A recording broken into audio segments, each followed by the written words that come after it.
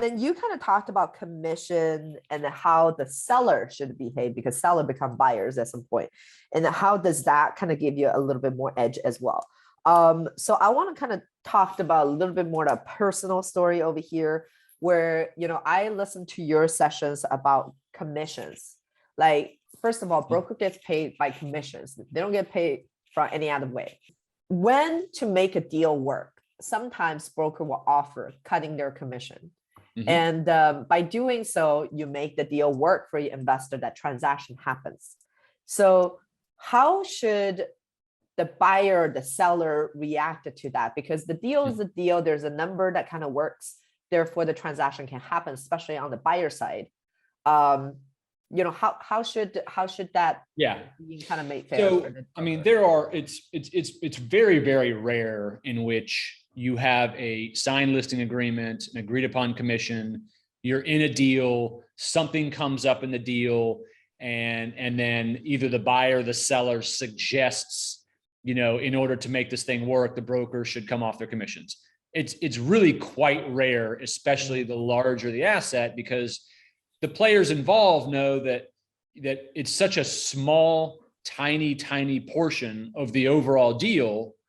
And that by doing that to the person who procured the deal for you or who brought you the buyer isn't going to help long term, right? Like brokers are human beings, sellers are human beings, buyers are human beings. People remember that stuff, right?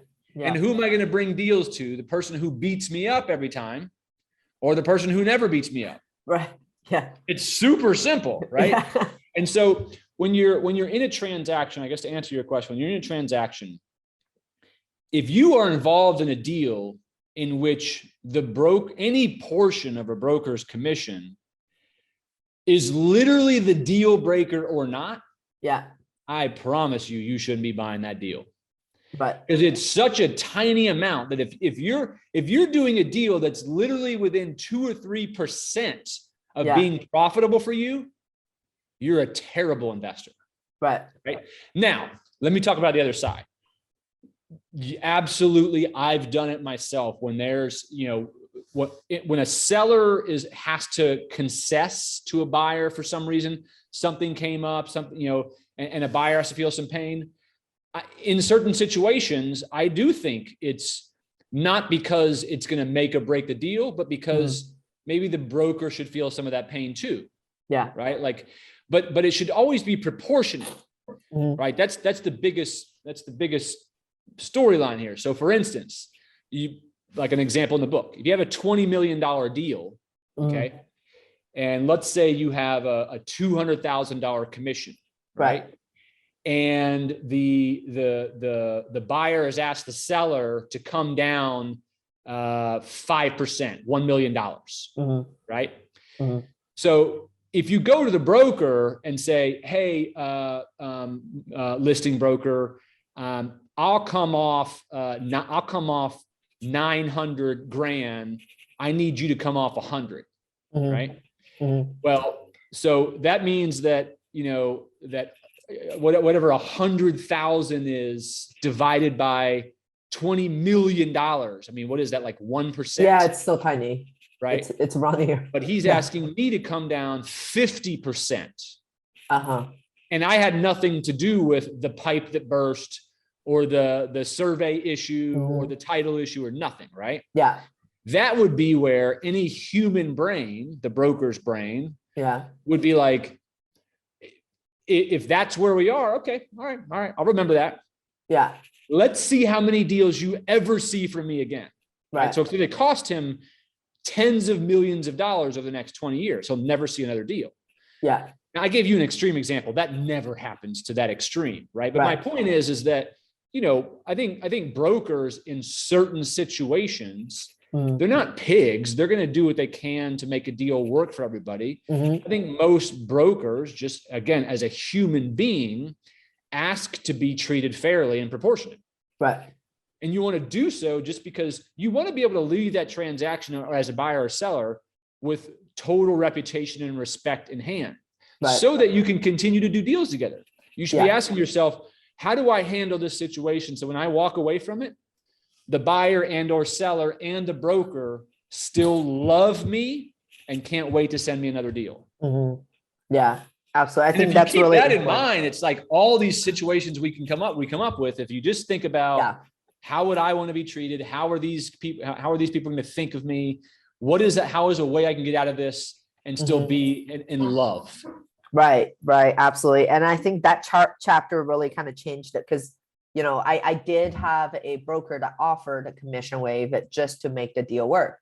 I was on the buyer side, right? Mhm. Because certain numbers doesn't work. It's just like, well, the number doesn't work. I can't buy this deal. And they're Yeah. like, what if we come up the commission with this and then make the deal work? Because we've had this inventory for a very long time and we know it's a deal. And then that will make the number work. So Yeah. in that case, I just took it, thank it, and that's it. Never thought a lot more about it. Later on, when another situation happened with my own personal problem, because we have investors' money too, that's fiduciary responsibility. So Right. when I had my own personal property, when this happened again after I read your book, what I made sure is that deal makes sense.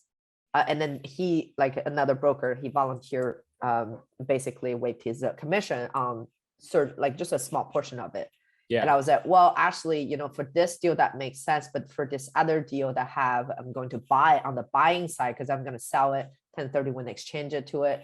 On the Right. buying side, I'm going to pay you more on that because that deal has enough money to make it up. And that's, I've certainly done deals like that. Like sometimes there are really small profits by a seller, Mhm. or that we're doing a quick turnaround time. Right. And here's the thing: the smaller the deal, Yeah. the more often brokers' commission could have an impact. I mean, if you're buying a $400,000 quadruplex, that Yeah. broker's probably making 25 or 30 grand. And Right. so sometimes 5 or 10 grand may make a difference, right? I Mhm. mean, and that could be a difference. I guess it's possible. As the bigger the deal gets, the percentages are much smaller. Right. Yeah. Right. I mean, you do a $20 million deal, I mean, listen, So every like commission is done yeah, differently. It's like a exactly. point to 2 points. I mean, Yeah. it Which gets is not smaller very and much. smaller, Yeah, exactly. and therefore becomes less and less of an impact at all. Right.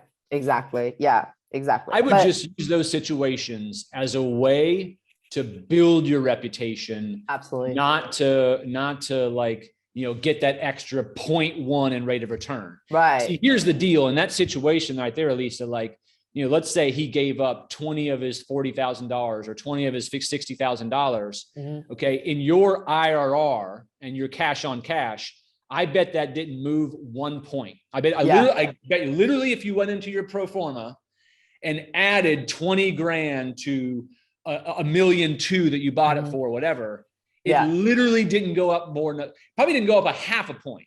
Yeah. Right. Yeah. And so when you think in 5 years, when you go to sell that now for 1.9 instead of 1.2, and you start to think about the fact that you just made 700 grand and you made that broker give up 20 grand, instead of, you could have said, absolutely not. You have done your job here. You done a great job. I love working with you. I want you to keep bringing me deals. That could have sparked a few more transactions. Yeah, absolutely. That's how you want to look at it. Yeah, absolutely. And then that's kind of like how the second case when I did that, and then later on, because I have a very close relationship with this broker, one thing he brought up and just unsolicited was like, when this happened, like you made it right with us, it's 25 grand, doesn't really mean a lot. By the way, the deal sold was really small, but so it makes it some different. But he's like, but by offering that, it made it right for me. I remembered it. So like that made you stand out from everybody else over there. I'm like, great, thanks to Beau's book.